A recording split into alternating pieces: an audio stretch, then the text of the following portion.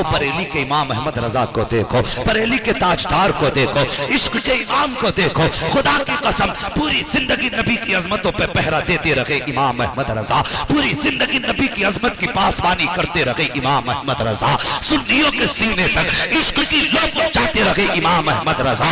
इमाम अहमद रजा किसी आम जात का नाम नहीं है, खुदा की कसम इमाम अहमद रजा हम सुन्नियों के पासबान का नाम है, हम सुन्नियों के ईमान के मुहाफिज का नाम अहमद रजा है, जिसने हमें अद्दौलतुल मक्किया दे करके इल्मे गैब की हिफाजत की है, उस जात का नाम अहमद रजा है। जिसने कंजुल ईमान दे करके हमारे अकीदे की हिफाजत की है, उस जात का नाम अहमद रजा है।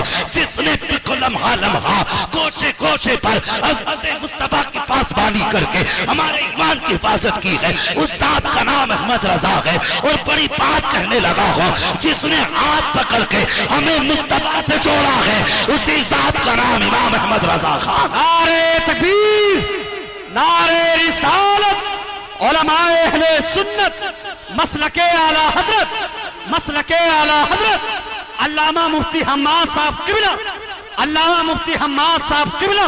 नारे तकबीर, नारे रिसाल।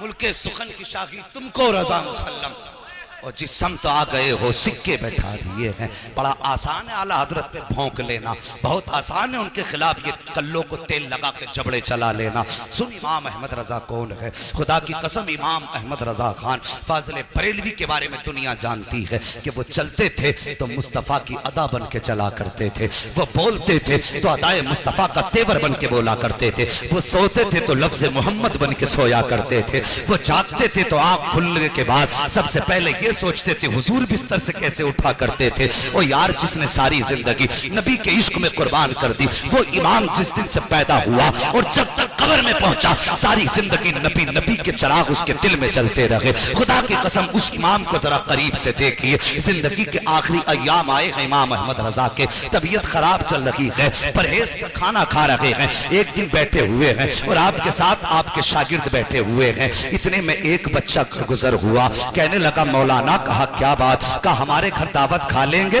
अल्लाह अकबर, इतना सुना मेरे इमाम ने बच्चे की तरफ देखा, कहा बेटे क्या खिलाओगे, उसके दामन में पाक साग था चने का, कहा यही बनवा के खिलवा देंगे। अल्लाह अकबर, बच्चे से आपने देखा, कहा अपनी मर्जी से आए हो या किसी ने भेजा है। बच्चा कहने लगा माँ ने दावत के लिए भेजा है। आपने फरमाया घर में कोई बड़ा नहीं था क्या, जैसे इतना कहा बच्चे की आंख में आंसू आ गए। बच्चा कहने लगा हजरत में यतीम हूँ, मेरे सर पे बाप का साया नहीं है, माँ मेरे सहारे घर में रह रही है और इस उम्मीद पे माँ जिंदगी गुजार रही है, कल जब बेटा जवान होगा जिंदगी का सहारा बनेगा, कब मेरे बाप का साया सर पे नहीं है। मेरे इमाम ने इतना सुना, आपने बगैर सोचे समझे कह दिया बेटे हमें तेरी दावत मंजूर है, कब खिलाओगे। बच्चा कहने लगा माँ से पूछ के बताऊंगा। बच्चा फिर वापस आया, ये कोई दूर की बात नहीं है बल्कि बिहारीपुर पुलिस चौकी की बात है, उसी ढाल पे वो यतीम रहा करता था। बच्चा फिर सौदा गिरान आया, आके कहने लगा बड़े मौल साहब, कहा क्या, मेरी माँ ने कहा है कल दोपहर की आपकी दावत है, कल दोपहर आके हमारे घर पे खाना खा लेना। अब सुनो इमाम अहमद रजा कौन है। अल्लाह अकबर, जब अगले दिन आया है, दोपहर का वक्त आया है, आपने अपने शागिर्द से कहा चलो कल जो बच्चा दावत करके गया था आज उसके यहाँ खाना खाने के लिए जाना है। जब पहुंचे हैं बिहारीपुर ढाल पे आला हजरत, वही उस बच्चे का मकान था। दरवाजे पे दस्तक दी, आवाज आई कौन, का बड़े मौल साहब आए हैं, कल दावत करके आए थे। इतना सुना बच्चा घर के अंदर से एक बोरिया लेकर के आया, टाट का टुकड़ा लाया, लाने के बाद कि आला हजरत की बारगाह में पेश किया, कहा लो मौलाना इसे बिछाओ और बैठ जाइए।